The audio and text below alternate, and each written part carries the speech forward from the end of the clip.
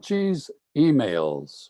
What did he know and when did he know it? And we've got China reaping the bitter harvest of its own gruesome forced abortion policies. They killed hundreds of millions of Chinese babies, and now it appears that of all things, China needs hundreds of millions of new Chinese babies. After shutting down Trump's investigation into the origins of the Wuhan virus, Joe Biden has called for an investigation of his own. Can we trust him? And then big tech and big media have made a big U-turn.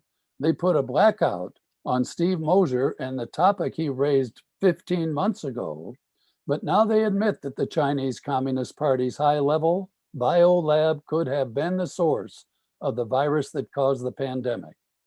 Should China pay a heavy price if that's confirmed? Can they? And did Tony Fauci really send taxpayer funding to China's Wuhan lab? Well, Steve, welcome. We got a lot of ground to cover. How does it feel to be let out of Facebook's memory hole? Well, I've for some time now, I've called the fact checkers at Facebook actually fake checkers because the 20-something dweebs who do the so-called fact checking know no history. They know no political science. They don't understand China. They don't understand communism, socialism, or anything else. They're shallow creatures with the historical memory of a mayfly. So, unfortunately, they've been given extraordinary amounts of power to censor the rest of us about things they know nothing about. And they're using that power gleefully to try to promote their own ideology rather than promote the truth. The good news in this case, of course, is that the truth is winning out in the end. And the falsehoods propagated variously by the Chinese Communist Party and by deep state bureaucrats like Dr. Anthony Fauci are now being shown for the lies, the fabrications that they are. And yeah, we should start with Dr. Fauci because he's really a piece of work. I mean, the hero of the pandemic, as many people in the mainstream media styled him last year, is turning out to be one of its chief villains. My goodness. We now have the emails, the infamous emails of Dr. Fauci, thousands of emails, which the mainstream media sadly is doing its best to ignore. Mm-hmm. But if you read through the emails, as I have, they put Fauci in a very, very bad light. And of course, we assume that people watching this show are not fans of willful ignorance. They want to know the truth. So here's some truths about Fauci's email. First of all, we have to give a hat tip to the Informed Consent Action Network, which was the organization that actually obtained over 3,000 pages of Fauci's emails through the Freedom of Information Act. They actually applied for these emails a year ago, and they trickled out very slowly. And we now know that the reason they trickled out very slowly was that Tony Fauci himself was allowed to edit the emails. Now, I don't know of any case where a bureaucrat working for the federal government whose emails have been requested was allowed to personally vet, to personally censor, to personally black out parts of those emails before releasing them. This is supposed to be an impartial process, right? You're not supposed to let the person concerned have control, editorial control over the emails. But that's what happened in this case. But even that he allowed to be released is just damning evidence. A lot of people have already talked about the fact that he knew, for example, Dr. Fauci did, that masks were ineffective. He knew because reputable scientists early on, way back in February of last year, March, believed that the virus was likely engineered in the lab.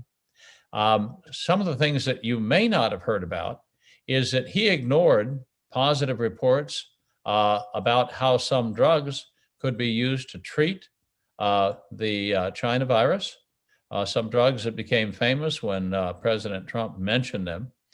All in favor of what? All in favor of developing a vaccine. And he also said in April of 2020, here's an interesting one, that many tests for the China virus that have been used thus far, quote, are not accurate and are misleading. And so here's another nugget. Dr. Fauci actually on March 5th of 2020 recommended canceling religious services across the country. Now, 4 days later, Chris, he actually okayed campaign rallies and cruise ships for healthy people. Now, does this have anything to do with the fact that Dr. Fauci, although he was raised Catholic, is now a committed secular humanist, according to his own testimony? But okay, so the 5 biggest bombshells, in my view, that come out of this is that we're going to see, first of all, we're going to talk about the mask business, because that's really, we have all been forced to wear a mask now for the last year. And the whole mask business, I think, is kind of a way of publicly humiliating us, publicly making us recognize our subservient position in the face of the deep state, in the face of big government. I personally think that masks have caused psychological trauma for a lot of people, especially for little kids who can't see the faces of the masked adults around them. So the mask business. He advocated, he knew that masks didn't work, first of all. If you read the emails, he knew that the virus, as we all knew really, was so small that the mask that you buy at the drugstore wouldn't stop the virus from going in or out through the mask filter. It's like trying to stop a mosquito with a chain link fence. The virus goes right through it, just as the mosquito would go right through a chain link fence. So, he received advice early on to prevent shutdowns and to stop widespread panic. Because we all know early on, everyone panicked. That's why the store shelves emptied out. That's why people were cowering in their homes. All of that was very clear to Fauci early on. And he received advice to release the demographics about the danger of the China virus. What are the demographics? Well, the demographics are that it disproportionately affects elderly people and people with pre-existing condition. So why didn't Fauci get up and say, and he didn't, that we should isolate the vulnerable population and understand, as he was advised, quote, the mortality rate for people outside that group is likely lower than the flu. Now, if he had done that, he would have stopped the widespread panic. People would not have been cowering in fear in their homes, and we would have more effectively protected the vulnerable. Don't forget that thousands of people died in nursing homes in New York and New Jersey and Pennsylvania because he did not take that advice. He did not advise states to protect the vulnerable. So I think those deaths can be attributed in part to his being asleep at the switch. Well, that might explain why why the governors of the various states lied about it. Here in Virginia, they took months to get the truth out after he had put the same group of people and exposed them to the virus in the nursing homes. You're right. Cuomo lied about it and still lies about it. Yeah. Yeah, and if we had good advice from Dr. Fauci, advice that he received in an email that he read because he thanked the person who sent it for the email. One of the things the email said that Fauci received was sending home workers who have next to no likelihood of being significantly impacted by this virus is ridiculous. The virus, the email went on, hits hardest the old and infirm, 2 groups that are most likely to not even be in the workforce. Mm-hmm. So Fauci says, thank you for your note, and goes on not to do and talk about the obvious and good advice that he was given. If he had listened to this advice, the damage to the economy would have been limited. Okay. The second thing that Fauci knew about, which is very clear from the emails, and this is a smoking gun, is he knew of the National Institute of Health's ties to gain-of-function research abroad. He knew about it because he was a big supporter of gain-of-function research. And he was talking to the very people like Ralph Barrick at the University of North Carolina, like Peter Daszak at EcoHealth Alliance, and he knew Professor Shizheng Li of the famous Wuhan Institute of Virology, and he knew about gain-of-function research because that was in some of the subject lines of the emails that he sent and received. All right, so he knew that he was implicated in gain-of-function research. He knew that he had been funding it indirectly through EcoHealth Alliance. And what did he do? I think that Dr. Fauci and others, he wasn't alone in this, did everything he could to distance himself and NIH from the Wuhan Institute of Virology, including publicly denying that NIH was funding gain-of-function research at the Wuhan Institute of Virology, which none other than the middleman, Peter Daszak, who was actually funneling the money to the Wuhan Institute of Virology. We have him on tape saying, yes, the money is going to the Wuhan Institute of Virology and it's doing gain-of-function research. Fauci publicly denied this in a congressional hearing. It remains to be seen if he will ever be called to account for that. Now, he was also told, so he did everything he could to distance himself from the Wuhan Institute of Virology and cover up the fact that he was funding it, including, I think, misrepresenting what his funding had led to before a Senate hearing.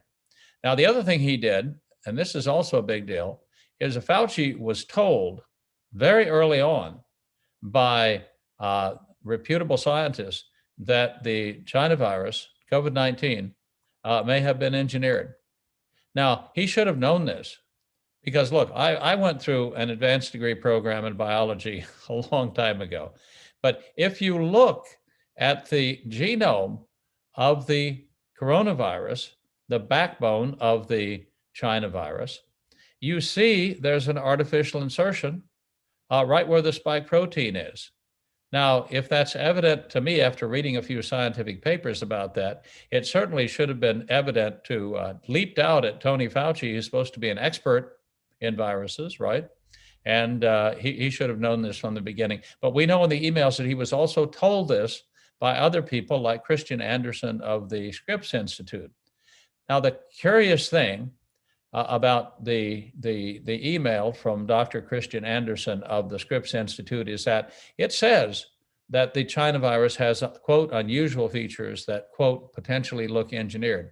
And then, oddly enough, Christian Anderson and Peter Daszak and others went on to write a letter to Lancet, one of the leading publications in the medical and scientific field in the world, saying that it was not engineered, it came from nature, and anyone who says it was engineered is a conspiracy theorist. So in other words, we have Dr. Fauci and Dr. Anderson saying one thing in their private emails, and then in public, in hearings, and in letters to the editor of Lancet, they're saying something completely different. And I think it's very, very curious that this same Dr. Christian Anderson, after publishing this letter, and after his emails to Fauci, which contradict the letter, calling me and others conspiracy theorists, he received, Chris, $20 million in grants from NIH over the last year. Now, it may just be coincidence, or it may not, but someone needs to look into the fact that that NIH scientist Christian Anderson, who told Dr. Tony Fauci on February 1st that the coronavirus looked engineered, and then goes on to author a study that totally discounts the lab leak theory, calls us all conspiracy theorists, and then, oh, by the way, gets $20 million in 4 different grants from NIH in the months following. Now, he may have gotten those grants anyway. I don't know. But it certainly does look like something we ought to be looking into, given the difference between their public statements and their private correspondence. I So was that's, about to ask, well, what did he have to gain from this? Why would he reverse himself, contradict himself, make himself look foolish? Well, in Washington, even in DC, 20 million is a lot of money. it is, and the timing is very, very curious. All right. So what about the last thing I want to talk about in this regard is that Fauci, in his emails, made it clear that he believed that the China virus would, quote, decline on its own without a vaccine. Well, of course it would. We have a flu season every year. The flu hits. It's a new variant, as we now know how to call these things. Some people get sick. They pass along the disease to other people, but within a few months or a few weeks, the peak is hit and then it begins to die out. That's the way these things go. It's a roller coaster ride, to be sure, but they die out on their own without a vaccine. This really gets me because remember, Trump was mocked for once suggesting that the China virus would eventually disappear. But this is what Fauci said in his own email. Let me quote this. He said, quote, social distancing is not really geared to wait for a vaccine. This is from March 2nd of 2020, last year, March, early on. He said, quote, the major point is to prevent easy spread of infections in schools by closing them, by in crowded events such as theaters and stadiums, by canceling events, and in workplaces where teleworking is possible. States and localities should make these decisions. The goal of social distancing is to prevent a single person who's infected from spreading the disease to others, which is facilitated by close contact in crowds. And then he goes on to talk about the fact that if one person infects less than one person over the course of his illness, it's going to die out in a population. But if one person who's sick infects more than one person, like 2 or 3, then the disease will continue to spread. But the epidemic will gradually decline on its own without a vaccine, he said. Well, my goodness, this is what he was saying in private. In public, it was, if we don't social distance and develop a vaccine and wear a mask, we're all going to die. I mean, I'm exaggerating for effect, but the panic that he spread in public, while knowing in his private correspondence that that worst case scenario was probably not in the cards. Well, I mean, luckily, President Trump, by pushing forward with his warp speed vaccine project, enabled 3 vaccines to be developed in less than a year. And we now know that Fauci tried to block those from coming out. He told President Trump that getting vaccines out that quickly was impossible. I mean, the man did everything wrong. That's why I say that the so-called hero of the pandemic is actually his greatest villain, because without Tony Fauci in the way, by just using reasonable public health measures, by just protecting the vulnerable and those with pre-existing conditions and letting the rest of us get on with our lives, lives would have been saved, lots and lots of lives. By not spending all of your capital on developing vaccines, but work on therapeutics. We still don't have, a year and a half into this epidemic, an agreed upon set of therapeutics for treating people who come down with the symptoms of the China virus. Why is that? Why has the CDC been so slow in telling us how we should at home, if we come down with the sniffles and a sore throat and lose our sense of smell, what should we do? What sort of therapeutic advice are they giving us? They don't. It's all, now it's all vaccines, vaccines, vaccines. Mm-hmm. So anyway, I think that Tucker Carlson was right when he asked, why does Tony Fauci still have a job? I think that other people are going even further and wondering why Tony Fauci isn't under investigation for being, I don't know, what would we call it? A China collusion for, in effect, de facto, helping China cover up the origin of the China virus and how it spread around the world. I mean, I think there ought to be an investigation. I think there ought to be the equivalent of a 9/11 commission set up with people who are objective, hard-nosed scientists to look into this whole scenario, to look into this whole disaster, public health disaster, and make sure nothing like this ever happens again. Well, we've been told to obey the science, and they've turned science on its head, all for the vaccines. It appears that Fauci was very devoted to the notion of having a vaccine without giving Trump any credit for it, of course. But the question still abides, and it will be the subject of the kind of investigation that you promote and endorse. Why did they do this? Yeah. And the other thing that we now have a year and a half later is we now have robust evidence that the people who have contracted the China virus now have robust immunity. In fact, it's not just me saying so. There was a paper that just came out last week in Nature magazine, one of the leading scientific publications in the country. And the headline is, quote, "Had COVID? You'll probably make antibodies for a lifetime." Mm-hmm. That means that people who have recovered from COVID-19 have bone marrow cells that can churn out antibodies for decades, Chris, for decades. And so you have, if you've had the China virus, you have robust immunity. Now, riddle me this. Why is it then that since we have robust immunity after we have the China virus, why are our only choices to be vaccinated or not to be vaccinated? I belong to a third category because I've had the China virus. I have robust immunity. I don't really fall into the vaccinated and unvaccinated category that may be, if some have their way, defining our lives for years to come. I'm immune. I'm exempt. Leave me alone.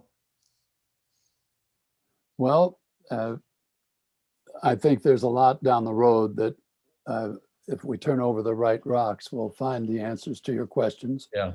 These days, those prospects are not always slam dunk. Gonna be looking down the road to see what might come to pass, if anything. But regarding our Wuhan connection, China's got another problem that you have just expanded upon because of your experience as a firsthand observer. The United States, in fact, the first American observer of the Chinese population program begun in 1979 to forcibly abort second children and to control the population of China. And now, they flipped the whole argument, and we need a few 100 million new Chinese babies. Is that going to work? Well, I was in China back in 1979 and 1980 when the old men who ran China at the time, led by Deng Xiaoping, decided that there were too many Chinese babies being born. And I was an eyewitness to women being arrested for the crime of being pregnant, being locked up in holding tanks for weeks on end until they, quote unquote, consented to an abortion. There was no voluntarism about this process, of course. They were browbeaten, cajoled, harassed, and threatened until they, one by one, crying, were taken under escort to the local abortion clinic where they were aborted. Some of the women were 7 months pregnant, 8 months pregnant, 9 months pregnant. They were aborted by cesarean section abortion, something new in the annals of medicine. The women were on the operating tables, sometimes held down. They were opened up like tin cans, and their dead or dying babies who had already been given a lethal injection the day before were taken out. And if they weren't dead, they were killed at that point. There were women who were actually in labor when they were taken to the abortion clinic. And in those cases, the doctors who were not local doctors, because local doctors refused to have anything to do with this. They were doctors brought in from the Red Army, of course, the communist military forces, who were there following orders to not allow any illegal children to be born. So they would give lethal injections into the baby's soft spot, the fontanelle on the top of your head, when these illegal babies were crowning. And so the babies would be born dead. So that's what happened. I was an eyewitness to that when I was in China. That was all part of the kickoff for China's one-child policy, which, as you mentioned, had 400 million little victims over the 35 years from 1980 to 2016, when it was finally ended. It was ended because China in 2016 had a labor shortage. How do you create a labor shortage in the most populous country in the world? Well, you're killing off 400 million children over the course of 35 years is a pretty good way to do it. That's what they accomplished. Tongue-in-cheek use of the word accomplished there. And so they went to a two-child policy. Well, it turned out that the young people in China were not interested in having two children. Some of them weren't even interested in having one. They were more interested in buying homes and cars and other consumer goods. After 35 years of anti-child, anti-natal propaganda, that result should have been anticipated. The birth rate has continued to plummet. And so just last week, the handful of old men who now run China, no women in the picture, by the way, led by Chinese dictator Xi Jinping, who is a Mao Zedong clone, the great helmsman, Mao Zedong, China now has a new great helmsman. That's one of his titles, believe it or not. He calls himself the helmsman. He's decided to allow Chinese couples to have 3 children. Now, it surprised me because it's kind of a stunning reversal of the infamous one-child policy. But it was really unavoidable from a demographic point of view, because already back in 2015, the Chinese National Bureau of Statistics was reporting that every Chinese woman was only averaging 1.05 children. That means that every Chinese woman was only having 1 child.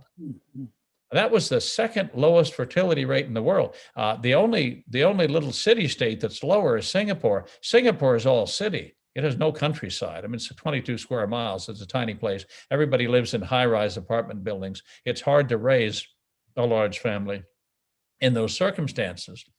But every woman having only 1 child, that's a recipe for demographic suicide. Not over the long term. That's a recipe for demographic suicide over the short term. And the birth rate has continued to fall since.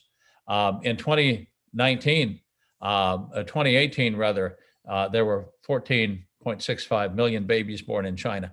Last year, in 2020, the year before, only 12 million babies were born. So that was an 18% drop over the course of just 1 year. So you could see that this was a catastrophic drop in the birth rate. It's the aging of the population. It's the dying of the population, because I think China right now is filling more coffins than cradles. And so the old men who ruled China met, and they decided, well, let's let everybody now have 3 children.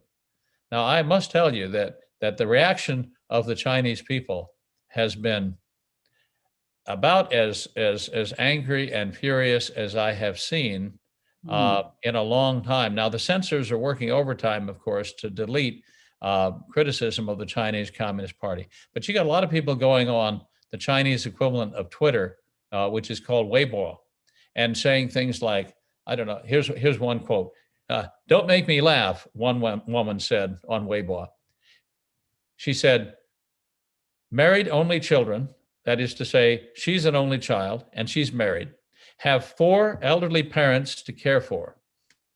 If you add 3 children as well, you won't have a life."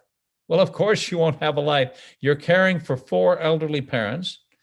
And if you add 3 children to that mix, basically you're going from dawn to dusk caring for the very old and the very young. And why are you caring for 4 elderly parents? Because the one-child policy went on for 2 generations. And so not only are you an only child, your husband or wife is an only child, and you together have 4 parents, the husband's parents and the wife's parents, to care for. And Steve, that's a huge burden, right? In terms of a worker dependency ratio. And then start adding 1, 2, 3 children to that mix. And you can see why people would feel overwhelmed by the prospect of caring for 3 small children at the same time that they're caring for 4 elderly adults. That's a result of the one-child policy. So what's going Steve, to happen? if I may, our daughter, I found at a party for her grandmother, was the 101st grandchild, a great grandchild of her grandmother in Wisconsin. And I did the math, I did the graph, and the China policy would have killed the other 100. Oh, yeah. Yeah. There would have been one, Pretty there shocking. would have been a handful of children left from a large family 2 generations ago. Yeah. Yeah. So it's, the one-child policy, among other things, has completely shorn away the branches of the family tree. These second generation only children who are now in their childbearing age have no cousins. They have no aunts and uncles. They have 2 parents and 4 grandparents. And that's it. That's the extent of their family tree. The only thing that's left is the trunk. So what's going to happen when the party's desire for everyone to start having 2 and 3 children meets the people's desire not to have more than 1? What gives? Well, we already see, I think, the handwriting on the wall, because we already have proposals by party officials to deal with the reluctance of people in China to have 2 or 3 children to offset the birth decline, the demographic suicide that the Chinese Communist Party itself has caused. Okay. Now, here's one proposal. Quote, party cadres should take the lead in having 2, 3, or 4 children and give priority to promoting party cadres who have more children. In other words, you're going to be promoted on not how well you do your job, but how many kids you have. So the other proposal is the party central committee, that is the old men who run China, should establish strict control over the sale of condoms and contraceptives and forbid hospitals from performing abortions. Now, I'm all in favor of forbidding hospitals from performing abortions, but they're not doing it because they value life. They're not doing it because they understand, the sanctity of life. They're doing it because they want more workers and soldiers, workers for the factory and soldiers for the armies. Another thing they want to do, proposing now, is that the party's propaganda department should vigorously propagandize the idea that more children bring many blessings, and quote, 1 is too few, 2 is not enough, 3 is good, and 4 is the best. Okay, don't make me laugh, I said when I read this, because for 40 years, the communist propaganda has said, 2 is too many, 1 is just right. Now they're going to flip that on its head. The Chinese people are going to get whiplash, and I don't think they're going to be happy about this. Another suggestion is the party members of childbearing age, that is Communist Party members of childbearing age in their 20s and 30s, who use contraceptives when having sex should be punished. Well, all right. And you smile at this and you think, how could any government possibly enforce such regulations? Well, don't forget, this is the same government that forced young pregnant moms who were pregnant with their second child, or were even pregnant with their first before they had permission to have a child, at 7, 8, and 9 months of pregnancy, forced them to have abortions over the objection of their family and local leaders. This is a government that has run roughshod over the human rights of the Chinese people since taking power 70 years ago. And any government that kills babies at birth, is not going to hesitate to force young women to get pregnant and make sure that they don't kill their babies before giving birth. So Xi Jinping is not going to to hesitate to impose these new policies on the Chinese population if he needs to. And I think he's going to need to in the next couple of years. I always quote here Mao Zedong, because if you want to understand Xi Jinping, you go back and you read the collected works of Mao Zedong, you go back and look at Mao's actions, because Mao is Xi Jinping's model in all things. He aspires to be the same kind, of political greatness that Mao Zedong achieved. Of course, Mao was one of the great mass murderers of human history, was an evil man, but Xi Jinping is cut from the same cloth. And what Mao said back in 1957 in a famous 1957 speech is that reproduction needs to be planned, Mao said. He said, in my view, humankind is completely incapable of managing itself. It has plans for factories, for cloth, linen, chairs, and steel, but there's no plan for producing humans. And so Mao Zedong was determined to draw up a plan for producing humans. And Xi Jinping is no less determined than Mao to draw up a plan for producing humans. And so I think what's coming down the pike is forced pregnancy. I think he will not hesitate to produce as many humans as he needs. He would produce them in test tubes if he could. They're not quite there yet with test tube babies, although they are trying in China. They've succeeded in growing babies in artificial wombs up to the second trimester, at which point they all die, all the babies die. They don't know why yet, but they're trying to grow babies in artificial wombs. But they will commandeer, they will take over, they will expropriate the wombs of all the young women in China if they need to produce just as many babies as they need to under a state plan. So if you want to know what I, as someone who witnessed the beginning of the one-child policy, believe will come after its end, there you have it. I think we will see The Handmaid's Tale. Some people may know that dystopian society where women are forced to have children, forced to be handmaids, not wives, but concubines in effect, and forced to bear children for the patriarchs. I think the patriarchy is alive and well in China, and I think you may well see The Handmaid's Tale, communist version, come to life in China in the years to come. The fact of the matter is, so many young women have been killed in China that there are too few to make up the current baby shortfall unless all of the young women in China have 3 children. Why are there so few young women? Because during the time of the one-child policy, Chinese parents were desperate to have a son because they value sons more than daughters. And so there were millions of baby girls abandoned and left to die after birth, female infanticide. And then when ultrasounds became common, as they now have become common in China, millions, tens of millions of unborn baby girls were killed before birth by sex-selective abortion purely because of their sex. And that means not only are there tens of millions of young men in China who will never be able to find brides because their brides have been killed before birth, it means that the cohorts of young women in China, their teens and 20s and 30s, are so decimated that every young woman in China would have to have 3 children to stop the population decline that's sort of baked into the cake now of Chinese demography. There's no combination of bribes and inducements that will induce all of the young women in China to marry and have 3 children and devote themselves to motherhood. They will have to use force. And sadly, I think that's what it will come to in China.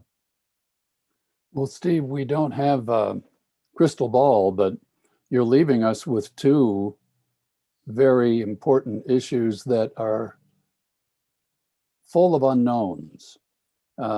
You advocate an investigation of Mr. Fauci's contradictory statements and actions. There's also the investigation of the Wuhan lab, right, and the origins of the virus that President Trump ordered and Joe Biden stopped when he came into office. And now he's relaunching that so-called investigation. We don't know whether these investigations will be real or whether they're going to happen at all, given what kind yeah. for the past. Here's what we should finish on, because this is a developing story. Mike Pompeo, former Secretary of State, did order last summer the State Department to conduct an investigation into the origins of the China virus. That investigation was ongoing when Joe Biden came to occupy the Oval Office January 20th of this year. One of the first things the Biden administration did was end that investigation, which was already on the cusp of concluding that the China virus was manufactured in the lab and came from the lab. All right. The evidence was all pointing in that direction. The investigation, however, was ended by the Biden administration, but no report was ever produced. The fact that the investigation was being ended was not made public. It was ended in secret. And then months later, when it became public that the investigation had been ended in secret, the Biden administration scrambled to say, oh, yes, we're going to launch a new investigation. That was damage control.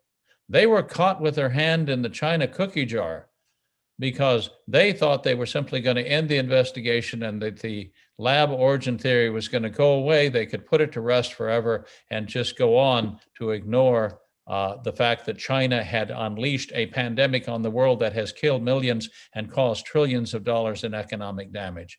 And they were doing that, I think, to protect Joe Biden, whose family has continuing investments in China and is compromised in other ways as well. But the kicker is this. We now know that there is an informant who worked in the lab in China, who is now and has been for several months in the hands of the Defense Intelligence Agency. He has come out of the cold. He has escaped to the West, and he has brought with him all kinds of evidence of the lab origin of the coronavirus. Now, the Pentagon, the Defense Intelligence Agency, has kept the existence of this refugee secret for the past few months. They did not tell the FBI or the CIA until just a couple of weeks ago of his existence. And the reason is they felt the FBI and the CIA have both been compromised by Chinese spies. So they didn't want to share information too early before they had debriefed this individual, this scientist. And now, of course, the CIA knows about it. The FBI knows about it. The media is learning about it. And all of a sudden, it's now acceptable to talk about the fact that the virus was manufactured in a lab in China and was let out of a lab in China and was sent around the world. Why? Because I think, and there's more to come out on this story, but I think there is hard evidence now that that is in fact what happened. So it's no longer possible. The cover-up is gone. It's going away quickly. It's no longer possible to claim that someone ate a bad bowl of bat soup in Wuhan and somehow the virus leaped from the bat to a human, and you know the rest of the story.